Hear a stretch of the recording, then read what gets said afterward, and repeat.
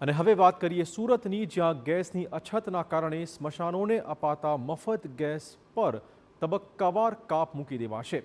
હવે સુરતમાં અંતિમ સંસ્કાર માટે વપરાતા ગેસ વિશે પણ લોકોને હાલાકી વેઠવાનો વારો આવી શકે તેમ છે.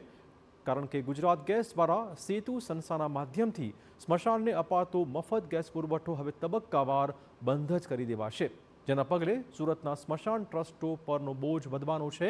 મહત્વપૂર્ણ છે કે અંતિમ સંસ્કાર માટે આપવામાં આવતો મફત ગેસ આગામી 4 વર્ષ દરમિયાન તબક્કાવાર રીતે બંધ થશે, જેમાં સ્મશાન ભૂમિના ટ્રસ્ટને બીજા વર્ષે 75%, ત્રીજા વર્ષે 50% અને ચોથા વર્ષે માત્ર 25% ગેસની જ સહાયતા મળશે.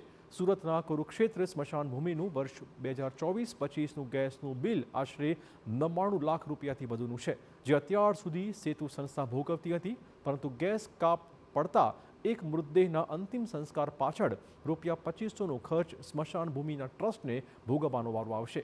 ત્યારે ગેસ સહાય બંધ થવાથી લોકો ફરીથી લાકડાનો ઉપયોગ કરતા થાય અને પ્રદૂષણ વધે તેવી ભીતિ સેવાઈ રહી છે.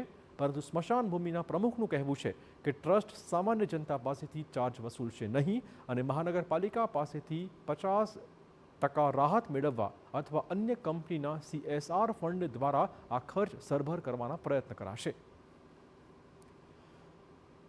આ કન્ડિશનમાં જુદા જુદા વિકલ્પો આપણી પાસે હાડાની ઇન્ડસ્ટ્રી છે, આપણી પાસે સચિન પાંડેસરાના લોકો છે, તે પણ CRS પણ ધરાવે છે. તો તેવા લોકો હિન્દુ સમાજમાં શ્રદ્ધાળુ અને આપણા જે દાનવીરો છે તેનો ઉપયોગથી આપણે એ હેતુને જાળવી રાખશું. આ એમનો હેતુ છે, આવનારી પેઢીનો હેતુ છે.